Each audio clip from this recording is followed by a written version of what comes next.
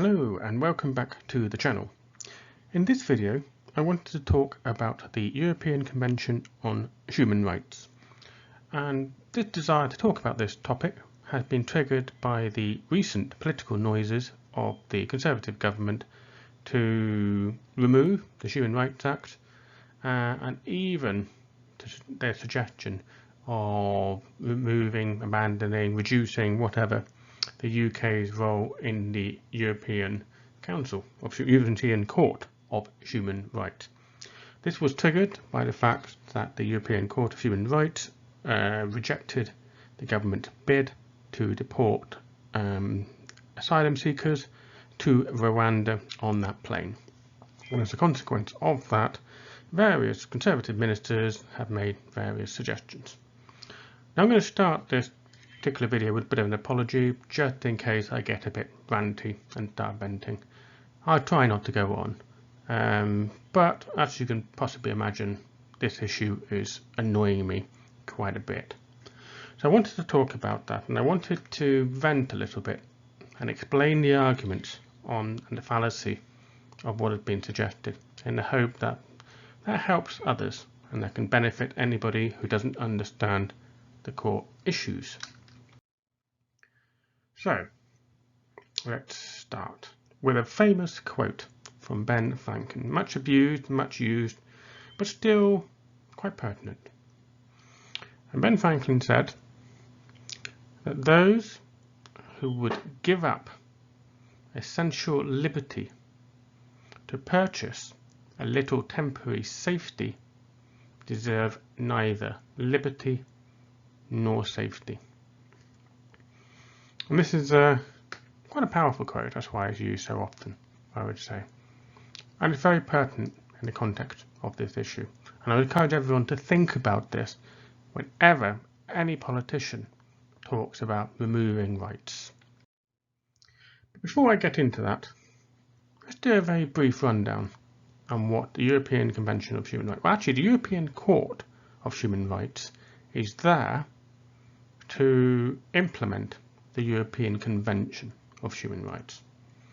For anyone who's been living under a rock and still hasn't figured out this concept yet, the European Court of Human Rights had absolutely nothing to do with the European Union or the European Court of Justice, which is attached to the European Union and the single market.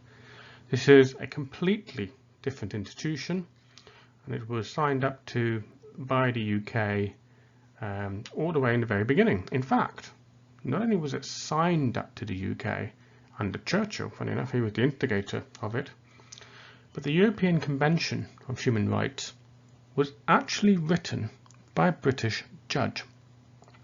This was in the aftermath of World War II, and they wanted to have this new convention to deal with the recognition of so many abuses of rights that happened in Europe during World War II.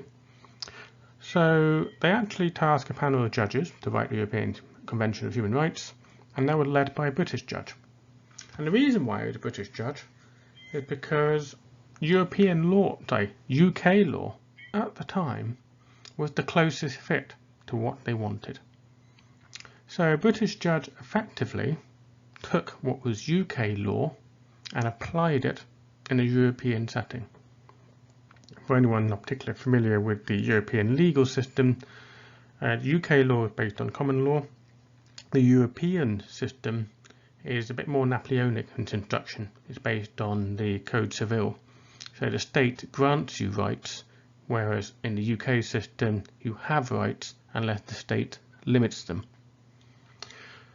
So the European Convention of Human Rights was actually really taking the United Nations Human Rights Charter and expanding upon them. So now I would encourage anyone who doesn't understand the ECHR just to Google search for it, look it up for yourself, read the principles. But the basic premise of the ECHR is very simple. It just sets out principles, really high level rights, things that every individual should have. So that is how the UK system tends to work. So with that in mind, when it comes to implementing the ECHR, that is up to each nation state, and they can create a whole variety of laws to implement it. Now the funny story is in the UK system, they didn't implement the ECHR for a very long time, even though the UK was signed up for it. And part of the reason for that is that the UK, because it was written by a British judge, just basically had the assumption that UK law was already compatible with ECHR. Now this is bastardising the history a bit, and no doubt a proper lawyer who's gone to law school will correct me on some of the finer details. But where this is leading to is that we got to the late 90s when it was realised that even though the assumption was that UK law applied ECHR in various messy forms, it wasn't clear cut and it wasn't explicit. So the then Labour government, headed up by Tony Blair, put into place the Human Rights Act. And this was particularly important for the Good Friday Agreement because it had clear linkages to ECHR, and it had clear linkages to the fact that the UK government had the Human Rights Act that explicitly implemented ECHR. So that is, in my own little way, just a brief synopsis of the history, hopefully mostly accurate. But don't quote me, and don't go into any exam based on what I've said if you're a lawyer listening to this. So let's move to the current day. And Dominic Raab, the Justice Secretary, has proposed that the Human Rights Act is replaced by a new British Bill of Rights. So the question is, can you do that? And the answer is absolutely. Of course you can. You just have to have something that implements the ECHR. It doesn't matter what that is, as long as it applies the basic principles. How those principles are applied is up to each nation state. So there is an argument that could be made that there are flaws in the current Human Rights Act. And so any British government has a choice. If you want to fix those flaws, you can amend the Human Rights Act and update it, which is less effort, or you can decide to build up something new. And if you decide to build up something new, you can, in theory, make something even stronger, even better than the Human Rights Act. And some nations have done this. Some nations have granted their citizens the right to economic security, for example, which goes beyond the provision of ECHR or UN Convention of Human Rights as well. And that is a choice that each nation can make. But the basic point is that the ECHR sets a basic minimum standard. Now, for anyone who is swayed by Dominic Raab's argument of having a new Bill of Rights, there are two things I would like to point out. One is that Dominic Raab is famously intellectually challenged. So you should never make the assumption that he actually knows what he is doing or what he is talking about, because there's plenty of evidence to dispute that. The second thing that should say, if you genuinely believe that Dominic Raab and those who share his views have UK citizens' rights in mind, or their preservation, shall we say, then you must be one hell of a gullible idiot. Dominic Raab dislikes ECHR on ideological grounds, and like any belief system, this doesn't necessarily align with any facts. He just believes it is bad. He believes the Human Rights Act is bad, and therefore he wants their removal. He has never actually made any coherent argument as to what the flaws are. And if you listen to any competent lawyers, they will point out various little bits of flaw, particularly in the implementation of the Human Rights Act. So there is scope for improvement. But that is not what someone like Dominic Raab understands. And if you put your faith in an individual like that to protect you, well, let's just say that you really should question what you believe. So, moving on from insulting politicians who have no business being anywhere near the head of government with that lack of knowledge, let me explain how this links into the current refugee conversation. So the argument goes from the Conservatives in that they need to amend the Human Rights Act, and let's ignore the whole ridiculous conversation about the ECHR, but they need to amend the Human Rights Act in order to deal with the refugee situation. And they will talk about all sorts of various cases, some of which are bad cases, some of which have been very much misreported, in which they will say that criminals and so on and so forth could not be deported because a successful argument was made that it would breach their human rights. Well, there are two particular points to make here to start with. One is rights are universal. That is the whole point of having UN conventions on human rights as well as the European Convention on Human Rights. They apply to everybody. So when it comes to removing rights from refugees or asylum seekers, then what you have to understand is that they're removing your rights as well. It's not a one or another thing. You may be an individual that believes that asylum seekers should be deported or refused entry to the UK. That is a political argument. But if you take this one step further and believe that the government should take their rights away in order to do so, then you need to understand that this British government isn't talking about taking refugee rights away. I mean, refugees barely have any rights as it is. They can only take your rights away, as well as the refugees.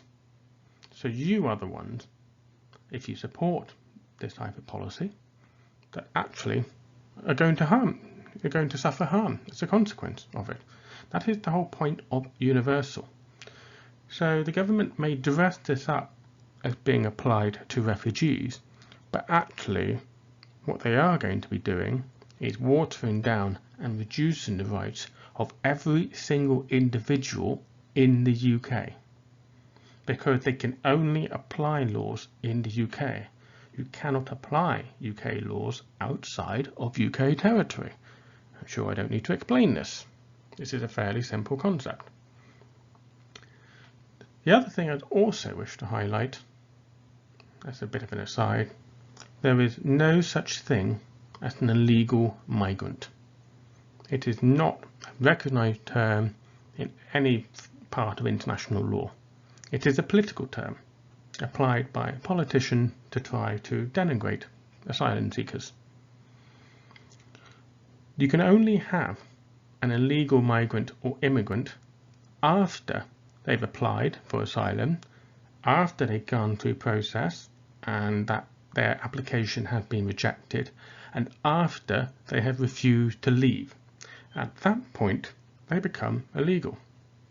But until that point, and no matter what route they took to reach the UK, there is nothing illegal about any migrant or any refugee. Unless, of course, they commit a criminal act, hijacking a plane, kidnapping someone, for example. Those, of course, are criminal offences. But outside of that, there is nothing illegal about being a refugee or a migrant. So let's sort of put a dampener on that political discussion, which is quite toxic, to be honest. So my final remarks on the particular topic, and I've done really well. I've not gone off on one. But my final remarks is, if you were a schoolboy or girl back in school days, did you or classmate ever ask the question, why did the Germans not stop Hitler before he becomes powerful? Because if you go back to 1930s Germany, Hitler was elected. He was voted into power. He then became Chancellor of the Weimar Republic. And bit by bit, he stripped away German rights. rights to various things. And he did so by persuading them that there was a threat. Now, granted, the Nazi Party and Hitler called them Jews, not illegal migrants, but the principle is very much the same. The techniques are very much the same. And that is pretty much what is happening here.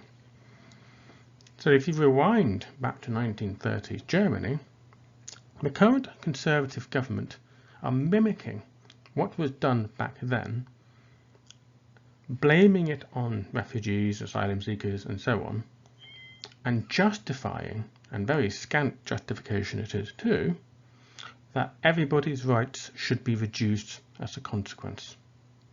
So think about that for a little bit. Think of what could possibly go wrong with that idea.